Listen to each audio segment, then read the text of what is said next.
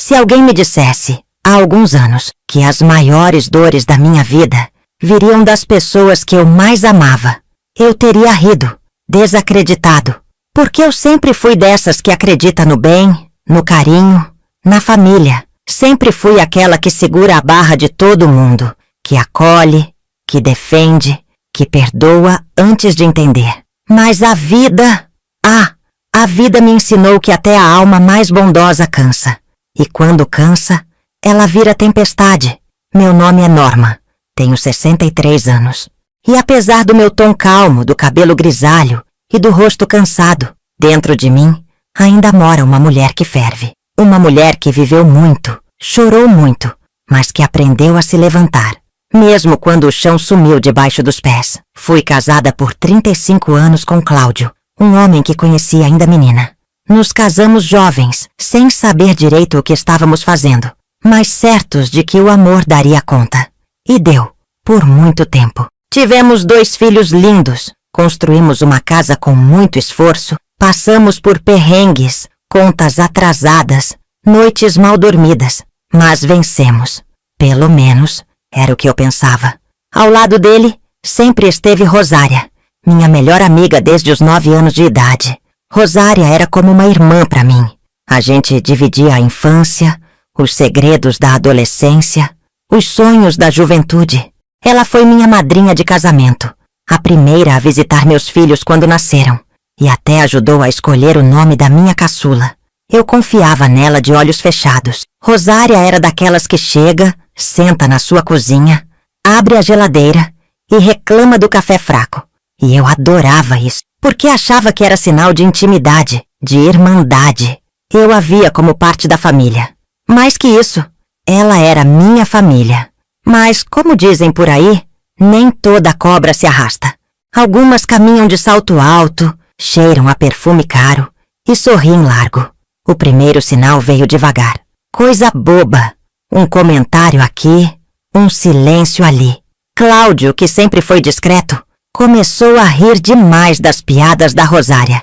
E ela, que nunca foi de frescura, começou a se arrumar demais para vir aqui em casa. Cabelo feito, batom vermelho, perfume marcante. Mas eu, inocente que era, achava graça. Nossa, Rosária, tá parecendo que vai para um baile. Brinquei certa vez. Mulher, a gente tem que se cuidar, né? Vai que aparece um pretendente. Ela respondeu rindo. E Cláudio riu junto. Na hora não dei importância, mas algo no olhar dele me arrepiou. Um brilho diferente. Não era de admiração, era de desejo. Ignorei, porque era mais fácil fingir que era coisa da minha cabeça do que aceitar que aquele homem, o mesmo com quem eu criei 2 filhos, pudesse estar olhando outra mulher, ainda mais ela. Mas aquilo me plantou uma pulga atrás da orelha. E com o tempo, as pulgas viraram formigueiro. Rosária passou a vir mais vezes, às vezes sem avisar, às vezes quando eu não estava. Teve uma vez que cheguei do mercado e dei de cara com ela sentada na sala, tomando café com Cláudio, os 2 rindo de algo que parou no exato segundo que entrei. Chegou cedo, Norma, disse ele apressado. Não sabia que Rosária estava vindo, respondi. Ah, eu só passei para deixar o livro que você me pediu. Ela tentou justificar, levantando com pressa. O livro? Que livro? Fingi que engoli, mas minha mente já estava trabalhando. Daí em diante, tudo o que antes passava despercebido passou a saltar aos olhos. As desculpas vazias, as tardes que ela sumia e não respondia, os aniversários em que ele esquecia de comprar presente, mas aparecia com um colar novinho no pescoço dela dias depois. Presente de uma prima, dizia. A pior parte, eu ainda duvidava de mim mesma, porque quando a traição vem de dentro, a gente demora a se te acreditar. E foi assim que comecei a juntar as peças, devagar, mas com cada detalhe me corroendo por dentro. Depois daquele dia em que encontrei os 2 rindo sozinhos na sala, algo dentro de mim se acendeu, uma espécie de alerta que não me deixava mais em paz. Sabe quando a gente sente que tem algo errado, mas não quer acreditar? Era isso. Só que agora, mesmo tentando negar, o incômodo crescia. E eu comecei a prestar atenção em tudo. Observei como o Cláudio se irritava quando eu perguntava algo simples. Vai sair hoje de novo? Por que você pergunta tanto? Tá achando que sou criança agora? E bastava eu mencionar o nome da Rosária que ele mudava de assunto, como se fosse coincidência demais, para não parecer proposital. Rosária também mudou. Passou a me tratar com um excesso de doçura que antes não existia. Era minha linda pra cá, minha irmã do coração, pra lá. Me abraçava mais do que o normal, me bajulava, me levava bolinho de milho feito com carinho. E eu engolia tudo com um nó na garganta. A pior parte da traição é a dúvida. Porque antes de você descobrir, você desconfia. E a desconfiança vai te corroendo aos poucos, feito cupim em móvel antigo. Vai destruindo sua confiança, seu sono, sua paz. E o pior, faz você achar que o problema é você.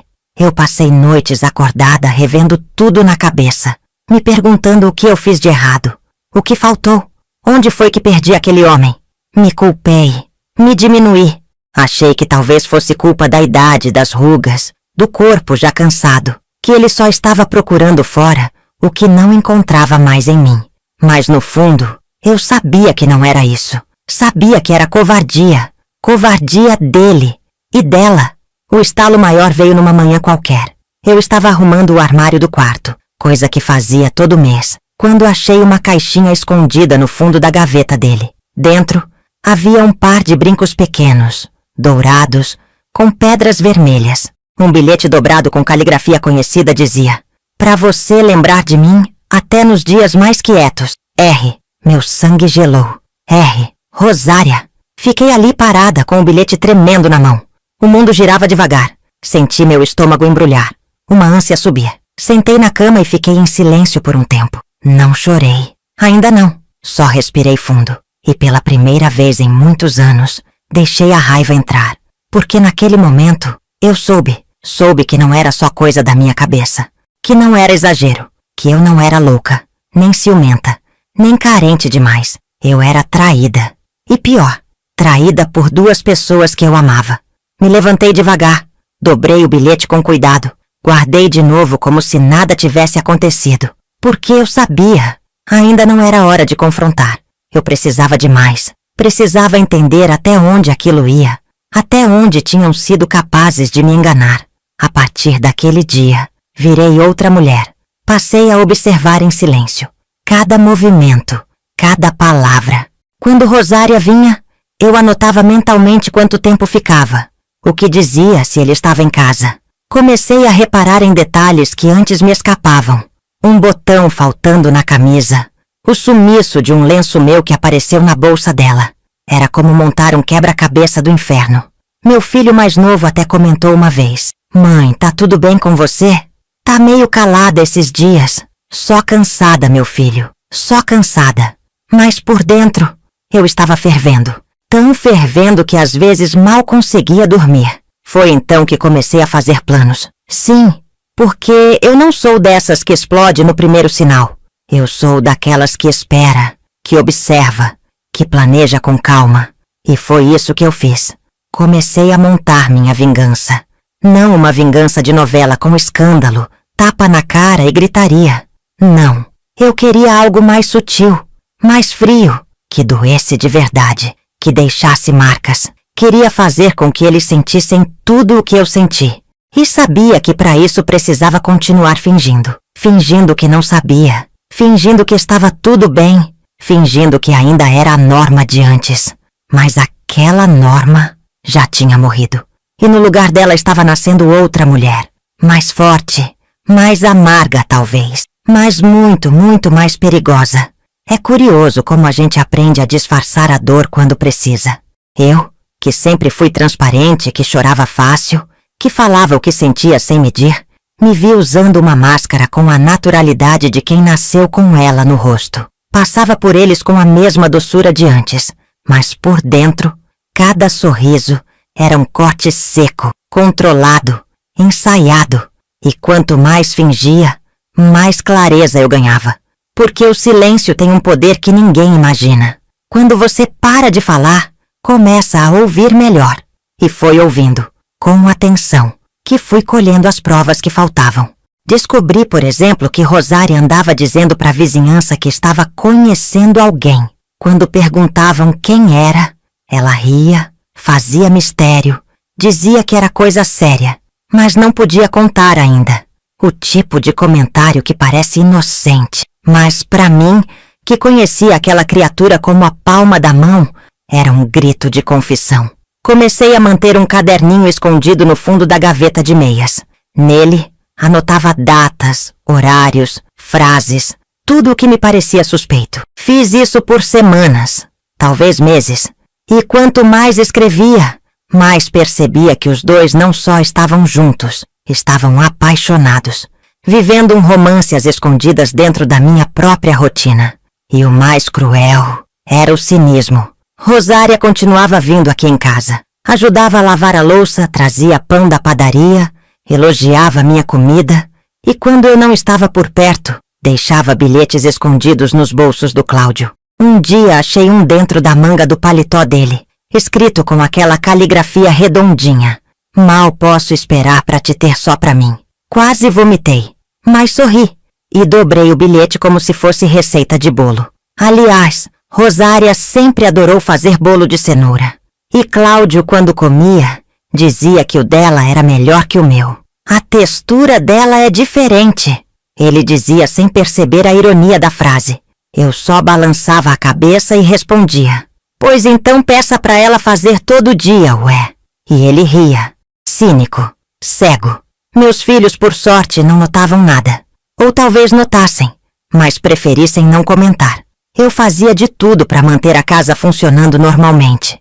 Ainda preparava o almoço, ainda lavava a roupa, ainda cuidava da rotina como se fosse uma mulher feliz e realizada. Mas, no fundo, já estava vivendo como uma espiã infiltrada. E o mais engraçado, eles achavam que me enganavam.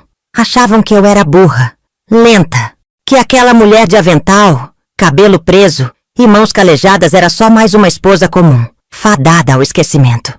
Mal sabiam do que eu era capaz. Foi então que comecei a preparar minha resposta. Não seria uma cena de filme. Não haveria escândalo público. Não haveria gritaria em praça nem barraco na frente da igreja. Seria algo muito mais cruel. Algo que atingiria exatamente onde eles achavam que estavam seguros. Na confiança. Porque eu decidi virar o jogo, sem levantar da cadeira. E para isso, bastava continuar fazendo o que eu estava fazendo. Me fingindo de cega. Enquanto eles se afundavam na própria sujeira, eu limpava meu coração do ódio e guardava espaço para a justiça. A minha justiça, feita com calma, com precisão e com gosto. A verdade é que quando uma mulher amadurecida decide se vingar, ela não precisa levantar a voz, nem quebrar nada. Basta usar aquilo que aprendeu com a vida. Observar, esperar e agir com classe. E foi exatamente isso que eu fiz. Comecei a movimentar minhas peças com a calma de quem borda com linha fina. Não falei nada com ninguém, mas fui consultando aos poucos um advogado. Um senhor antigo conhecido, daqueles que sempre dava conselhos no banco da praça e que tinha um jeitão de quem já viu de tudo. Fui a 3 encontros com ele. Em um deles, levei uma pasta com cópias dos bilhetes, das mensagens, dos comprovantes que tinha guardado com cuidado. Você já tem mais prova que muito caso que eu vi em tribunal, Norma. Ele disse, folheando tudo. Expliquei que ainda não queria tomar nenhuma ação judicial. Não ainda, mas que queria deixar tudo pronto. Porque, quando o momento certo chegasse, eu não hesitaria. Também comecei a mexer nas finanças da casa. Aos poucos, fui abrindo uma conta só minha. Coisa pequena no começo. Transferência aqui, depósito ali. Vendi umas bijuterias antigas, umas louças que ganhei da minha avó e que ninguém usava. Peguei o dinheiro e coloquei em um envelope escondido na caixa de costura. Cláudio não percebeu nada. Continuava agindo como se tudo estivesse sob controle. Rosária também. O que eles não sabiam é que agora eu estava no controle. Numa tarde de sábado, sugeri um churrasco aqui em casa. Convidei uns parentes, uns vizinhos e, claro, a querida Rosária. Ela chegou com um vestido florido, salto alto e aquele mesmo perfume doce que, agora, me dava náuseas. Trazia um vinho na mão e um sorriso no rosto.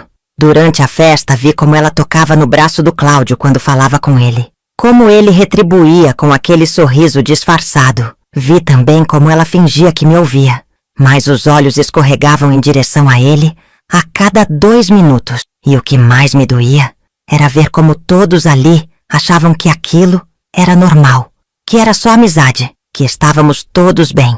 Mas eu já não sentia dor. Sentia algo mais gelado. Uma certeza firme de que minha hora estava chegando. No fim do dia, com todo mundo já se despedindo, pedi que Rosária me ajudasse a guardar as coisas na cozinha. Ela, como sempre, se prontificou com aquela voz doce que agora soava como veneno. Claro, minha linda! Como sempre, né? Dupla imbatível! Enquanto ela lavava os copos, eu sequei, calada. E então, com a maior naturalidade do mundo, perguntei: Rosária, você acha que segredo tem prazo de validade? Ela parou por um segundo. Olhou para mim meio desconcertada. Como assim, Norma? Nada não. Só curiosidade, falei. É que eu tenho guardado uns segredinhos há um tempo. E tô pensando se já não tá na hora de abrir a caixa. Ela sorriu, mas os olhos vacilaram. E foi ali, naquele microsegundo, que eu soube. Ela entendeu. No fundo, ela sabia que eu sabia. Mas como toda traidora, achava que podia se safar se continuasse fingindo bem. E talvez, se fosse outra mulher no meu lugar, conseguiria mesmo. Mas eu era Norma. E eu ia deixar ela saborear a própria culpa. Comecei a evitá-la depois disso.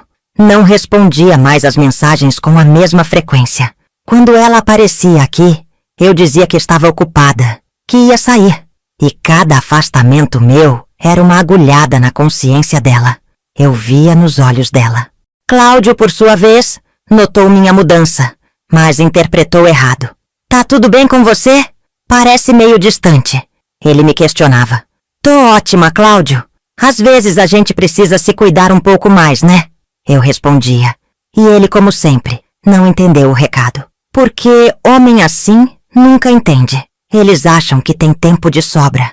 Acham que controle e covardia são sinais de inteligência.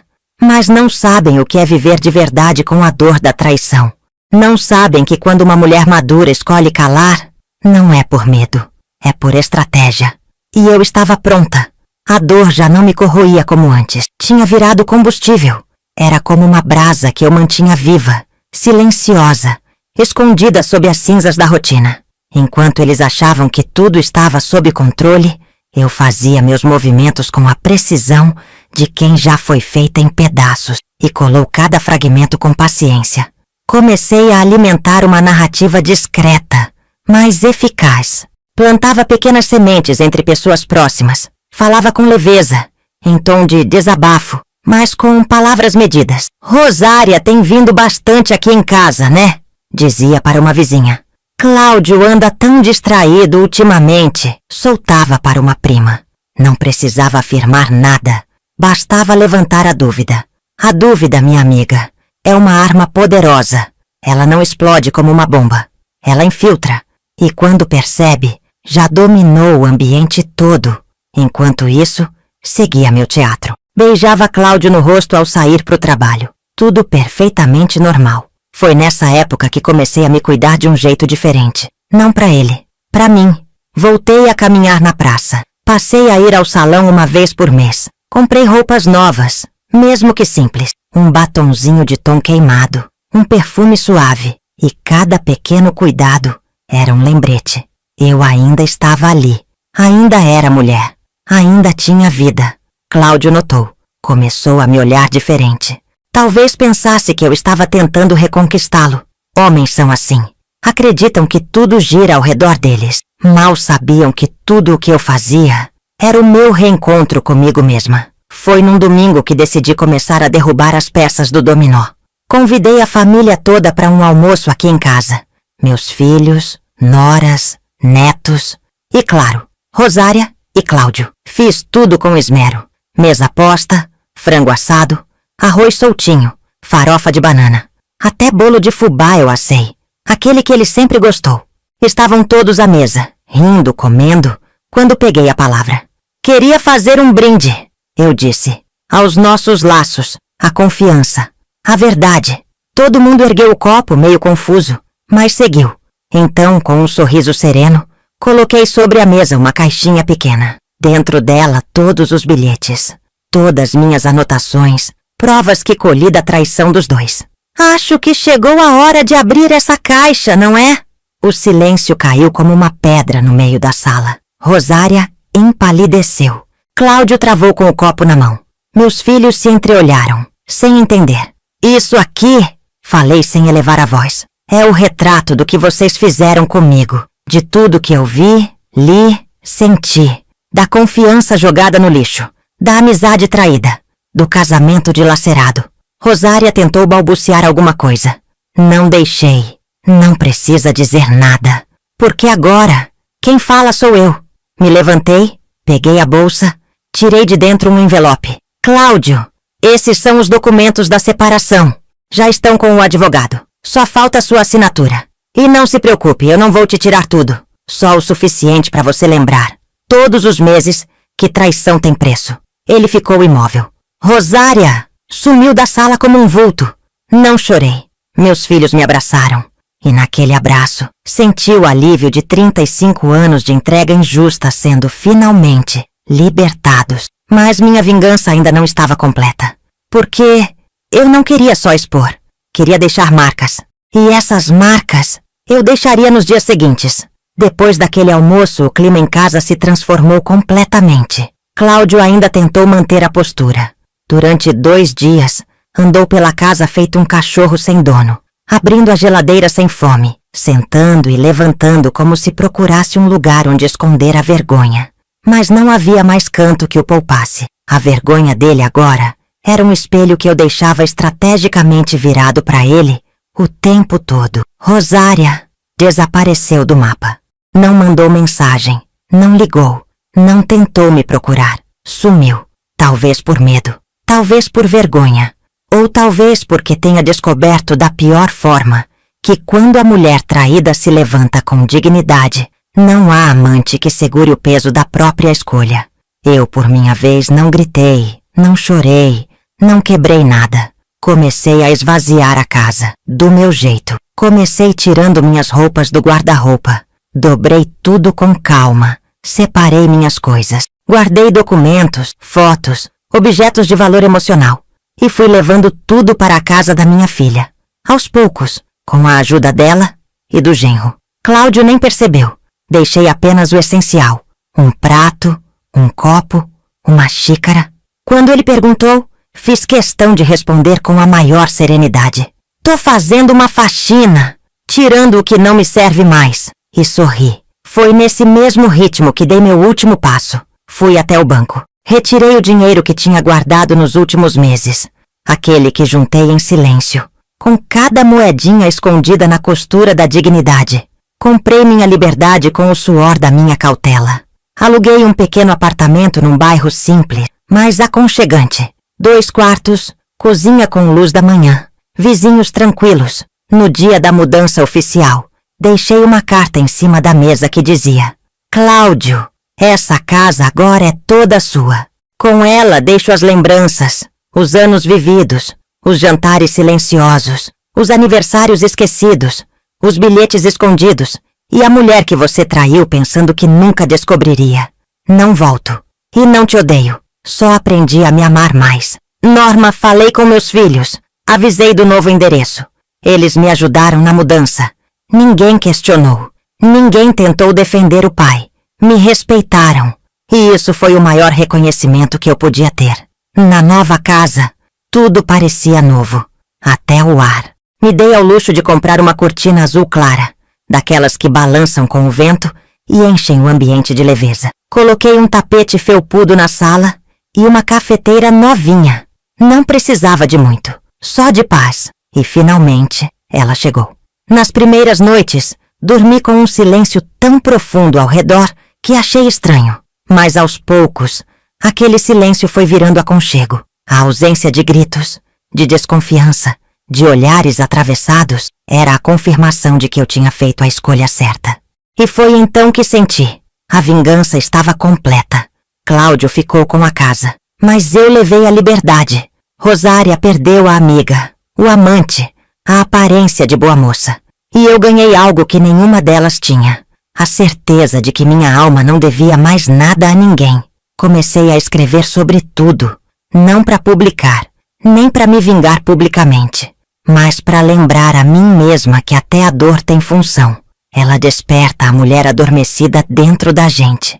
Hoje, quando passo pela praça e vejo mulheres conversando entre si, escuto frases soltas, sorrisos apertados, confidências abafadas. E penso quantas estão vivendo o que eu vivi. Quantas ainda não descobriram. Quantas já sabem, mas têm medo de agir. E meu coração se aperta, mas também se enche de força.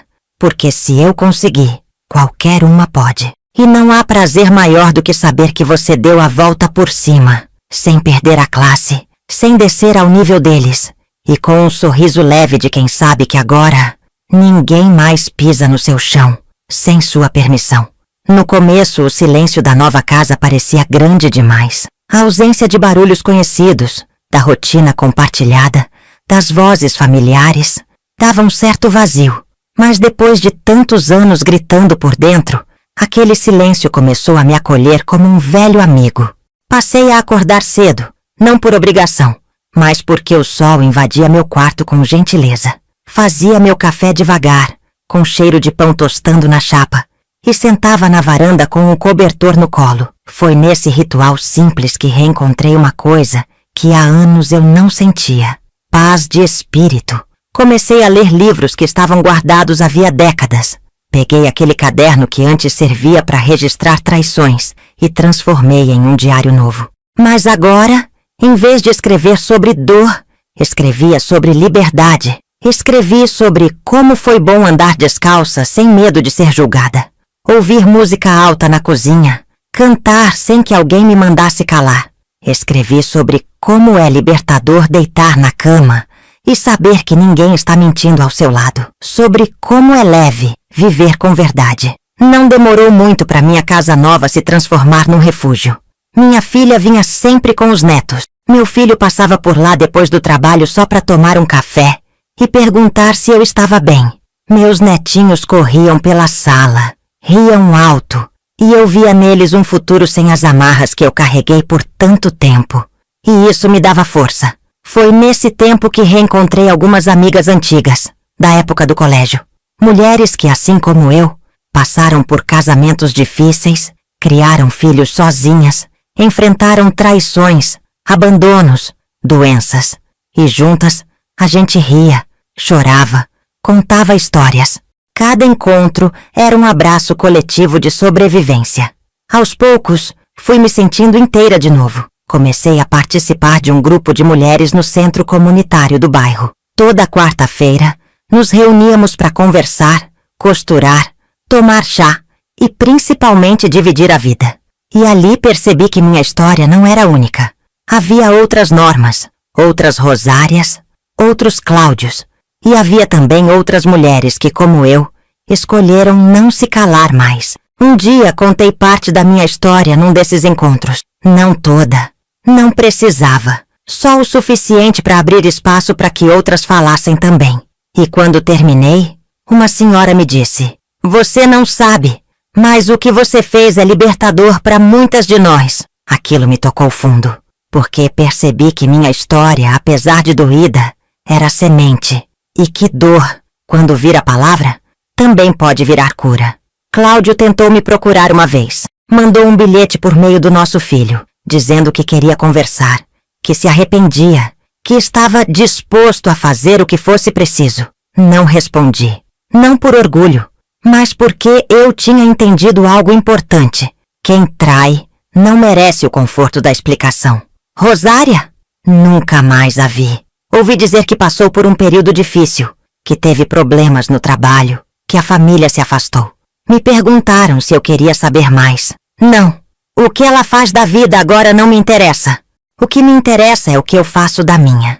E isso foi um divisor. Pela primeira vez, eu não sentia mais raiva. Não sentia mágoa. Sentia indiferença. E essa, eu aprendi, é a verdadeira cura. Porque quando a gente para de sangrar por dentro, começa a florescer por fora. Com o tempo, percebi que a vida tem um jeito curioso de se reinventar quando a gente para de insistir no que já acabou. E eu tinha acabado com aquela vida antiga de forma definitiva. Agora, cada manhã, era uma chance de fazer diferente, de fazer melhor, de fazer por mim. Passei a cuidar mais da casa com prazer, e não mais por obrigação. Mudei os móveis de lugar, pintei as paredes com tons claros, comprei flores toda semana, girassóis, margaridas, às vezes umas simples florzinhas do campo, e me dei conta de que nunca tinha feito isso antes. Nunca me permiti viver no leve, no bonito, no cuidado voltado só pra mim. As noites também ficaram mais suaves. Eu acendia um incenso, colocava uma música instrumental baixinha e lia até pegar no sono. Não havia ninguém resmungando do cheiro, nem reclamando do barulho. Não havia mais tensão escondida nos cantos da casa. Só paz. E a paz, quando chega depois da tempestade, é quase sagrada. As mulheres do grupo do centro comunitário passaram a me chamar de Norma Conselheira. Riam dizendo que eu tinha o poder de falar verdade sem ofender, de dar bronca com delicadeza. Eu achava graça, mas por dentro sentia orgulho, porque eu sabia que aquilo era fruto da estrada que eu percorri, da dor que transformei em lição, da traição que virou sabedoria. Uma moça mais nova, chamada Silmara, me procurou depois de uma reunião. Dona Norma, posso te pedir uma coisa? Disse ela tímida.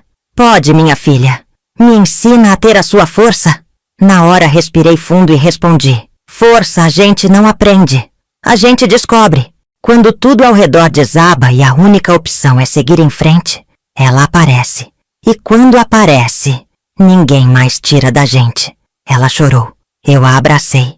E ali, naquele momento simples, eu entendi que a minha história, por mais dolorosa que fosse, estava servindo de abrigo para outras. Era como se cada pedaço meu que um dia foi quebrado, agora servisse de ponte para que outras atravessassem seus próprios abismos. Meu neto mais velho, que já entendia as coisas do mundo, me perguntou um dia, Vó, você ainda pensa no vô? Parei por um segundo, não porque não soubesse a resposta, mas porque queria escolher as palavras certas. Penso sim, mas não com amor, nem com raiva. Penso como quem lembra de um livro que já leu, que já entendeu, que já superou, mas que nunca mais vai reler. Ele sorriu e respondeu, ainda bem que a senhora encontrou outra história para viver. E era verdade, não encontrei outro homem, nem precisei. A história nova que comecei a viver era comigo mesma, e pela primeira vez, isso era mais do que suficiente. Voltei a costurar, voltei a escrever, voltei a cantarolar na cozinha, coisa que fazia quando era jovem e ainda acreditava no amor puro. Só que agora não cantava para alguém ouvir, cantava porque me fazia bem. Cláudio soube que se arrependeu, que tentou reatar com Rosária, mas que a relação desmoronou em pouco tempo, que andava sozinho, recluso, calado. Eu não comemorei, mas também não tive pena, porque cada um colhe exatamente o que planta. E ele plantou mentiras, traição, desprezo. O que sobrou para ele foi o vazio, e o que sobrou para mim foi liberdade. A maior traição da minha vida, curiosamente, me levou de volta para mim. E por mais contraditório que pareça, eu sou grata por isso. Não ao Cláudio, não a Rosária, mas a oportunidade de renascer depois da queda. Antes, eu vivia como quem cumpre um roteiro. Casa, filhos, marido, casa de novo, supermercado, roupa no varal, almoço no domingo. Era como se meu papel fosse apenas garantir que todos estivessem bem. E se eu estivesse cansada, frustrada, ferida, bastava engolir. Quantas vezes eu fui dormir com a garganta fechada de tanto calar? Quantas vezes coloquei os desejos dos outros na frente dos meus? Quantas vezes aceitei migalhas achando que era banquete? Perdi anos tentando ser tudo para todos e me esqueci de ser alguma coisa para mim mesma. Mas quando tudo desmoronou, quando a máscara da minha vida caiu, o que sobrou foi exatamente isso. Eu, só eu, com todas as minhas dores, meus pedaços soltos, meus silêncios antigos. E naquele vazio, tive que me reencontrar.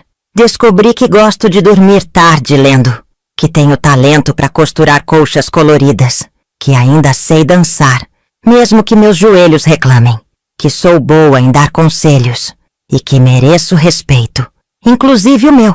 Comecei a fazer pequenas coisas que nunca tinha feito. Fui ao cinema sozinha, viajei com amigas, fiz uma aula de pintura, conheci uma cidadezinha do interior que sempre sonhei visitar. E em cada pedacinho desses recomeços, me senti viva de um jeito que não sentia havia décadas. Não é exagero dizer que, aos 63 anos, eu me conheci de verdade pela primeira vez. E olha que curioso, o que mais me machucou foi justamente o que me libertou. Se Cláudio não tivesse me traído, talvez eu ainda estivesse lá, naquela casa grande e gelada, servindo jantares sem sabor, engolindo silêncios pesados, fingindo uma felicidade que nunca foi minha. Se Rosária não tivesse cravado a faca nas minhas costas, talvez eu nunca tivesse enxergado o quanto eu me doava sem retorno, o quanto eu sorria para não preocupar, o quanto eu sofria quieta achando que era normal. Mas agora ninguém mais pisa em mim sem minha permissão. Agora, quando sinto que algo me fere, eu falo. Agora, quando percebo que estou me anulando, eu paro. Agora, quando me olho no espelho, eu vejo alguém de quem tenho orgulho. É claro que ainda tenho dias difíceis. Ainda tem noite que a saudade do tempo perdido aperta. Ainda tem manhã que a solidão bate, ainda que leve. Mas diferente de antes, agora eu sei lidar. Agora eu sei que o tempo sozinho não é inimigo, que ele é, muitas vezes, o maior dos aliados. E sabe o que mais me conforta? Saber que outras mulheres estão se libertando também. Já são 4 as vizinhas que me contaram que largaram seus maridos depois de descobrir traições. 3 delas participam das rodas do grupo comunitário.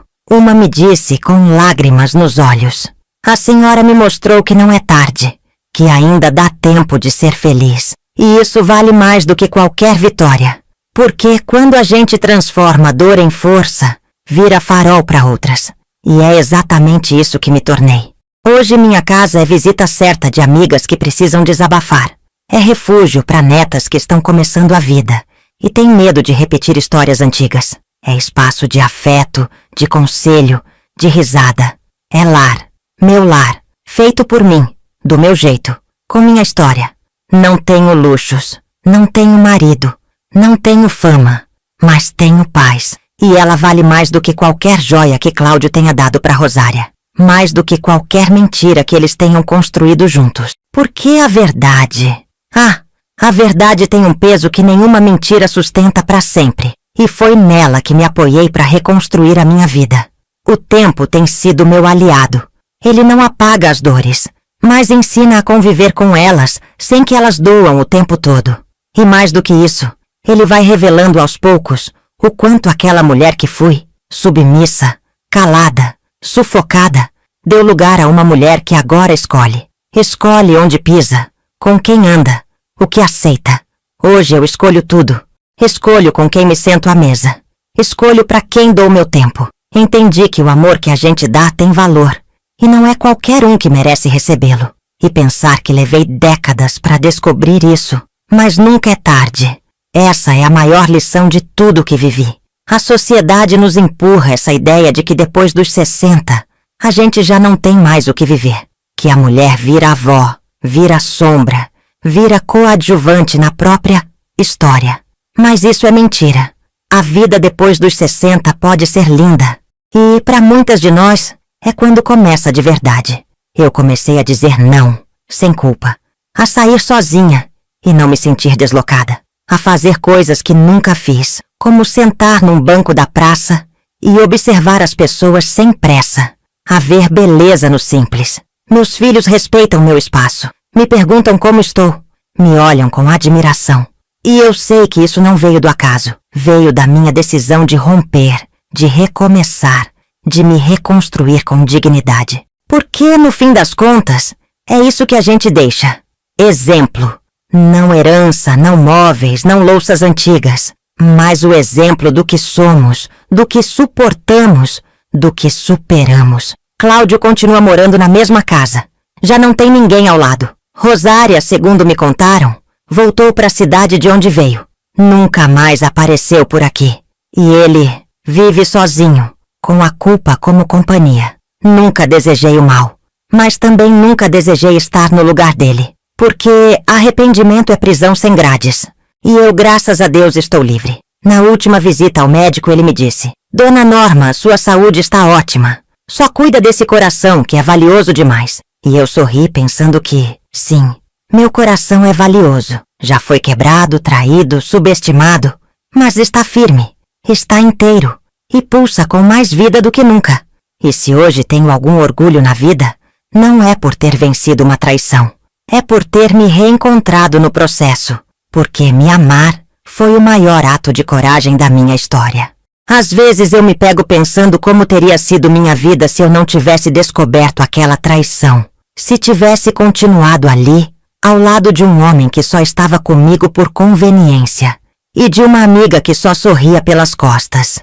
É estranho pensar, mas talvez aquela dor tenha sido a minha salvação, porque hoje, tudo o que conquistei não foi riqueza, nem status, foi autonomia. Autonomia para decidir, para mudar, para dizer sim e principalmente para dizer não. Esse sentimento é um presente que nenhuma aliança poderia me dar. Não tem um dia em que eu me arrependa da decisão de ter ido embora. Pelo contrário, o único arrependimento que carrego é o de não ter feito isso antes, de não ter escutado minha intuição lá no início, de ter deixado o medo calar minha voz por tanto tempo. Mas até isso eu aprendi a perdoar em mim, porque a gente se cobra tanto que esquece que também estava aprendendo a viver. E viver, minha filha, não é um caminho reto, é cheio de curvas, buracos, tropeços. O importante é seguir, mesmo com as pernas tremendo, mesmo com o coração em pedaços. E se um dia você tropeçar de novo, porque todos tropeçamos, que seja com dignidade, que seja sabendo que você nunca mais aceita ser metade de ninguém, nem de homem, nem de amiga, nem de nada, porque mulher inteira não cabe em metades. E foi exatamente isso que me tornei, uma mulher inteira, com passado, com feridas, com memórias, mas inteira. Aos poucos fui entendendo que meu coração ainda era capaz de bater por alegria, que ele não estava condenado a viver só no compasso da dor e da desconfiança. E esse entendimento não veio de um novo amor, de um novo homem, nem de nenhum conto de fadas, veio de mim mesma. Aos 63 anos eu descobri que o amor mais profundo é aquele que a gente aprende a ter por si. Passei a caminhar mais devagar pela vida, não por cansaço, mas por sabedoria. Parei de querer tudo para ontem, de cobrar respostas rápidas, de me exigir perfeição. Agora eu apenas sou. Sabe aquela sensação de respirar fundo e sentir que não tem mais nada pesando sobre os ombros? Que não precisa fingir, agradar ou suportar? É isso que sinto, uma leveza nova, um silêncio confortável, uma presença plena. Numa dessas caminhadas pela praça, encontrei um senhor chamado Amâncio. Era viúvo, calmo, falava pouco, mas tinha um olhar bom. Começamos a conversar de vez em quando. Um dia sobre as flores do canteiro, outro sobre o tempo, outro sobre os netos. Nada demais, mas tinha algo naquela troca que me fazia sorrir de dentro para fora. Ele nunca me fez perguntas invasivas, nunca quis saber do meu passado, só me olhava com gentileza. Um dia levou um café num copo térmico e me ofereceu. Eu aceitei. E ali, naquele banco simples da praça, senti que a vida ainda podia me surpreender. Mas veja bem, eu não estava apaixonada. Estava em paz. E foi aí que percebi que talvez o maior amor da maturidade não seja aquele de mãos dadas, mas o de olhares que se entendem, silêncios que não incomodam, presenças que acolhem sem exigir nada. Amâncio e eu nos encontramos algumas outras vezes. E, embora nunca tenhamos falado de compromisso, sabíamos que algo ali existia. Respeito. E só isso já era mais do que tive durante anos de casamento. Se vamos ficar muito tempo juntos, eu não sei. Nem preciso saber. Vivo um dia de cada vez. E eu não preciso de promessas, nem de alianças. Hoje meu compromisso é comigo. E se alguém quiser caminhar ao meu lado, que venha com leveza. Porque quem já carregou o peso de uma traição, não aceita mais nada que não seja sincero. E se você que está ouvindo minha história carrega dores parecidas, eu te digo com toda a força do mundo, não é tarde para mudar. Não é tarde para ir embora. Não é tarde para começar de novo. Não é tarde para se olhar no espelho e dizer: eu mereço mais. Por que merece? Você sempre mereceu. E se ninguém te disse isso ainda, eu digo agora, como quem viveu na pele o que você talvez esteja vivendo. Você pode, você consegue, e você vai reconstruir sua vida, seus dias, sua autoestima. Vai transformar sua dor em força. Vai entender que não precisa de aprovação de ninguém para ser feliz. E quando fizer isso, vai descobrir um mundo novo. Um mundo onde você é protagonista. Onde ninguém apaga seu brilho. Onde ninguém mais te engana, nem te apaga, nem te limita. E nesse mundo, minha querida, a liberdade tem outro gosto. Um gosto de recomeço, de dignidade, de paz. E acima de tudo, de amor verdadeiro. O que começa dentro de você. Se essa história tocou seu coração, deixe um comentário contando o que mais te marcou. Curta o vídeo, compartilhe com alguém que precisa ouvir isso. E se inscreva no canal para acompanhar outras histórias reais e inspiradoras como essa. E se você também tem uma história de vida para contar, escreve pra gente. Sua voz importa. Sua verdade pode ser a salvação de outra mulher. Até a próxima história.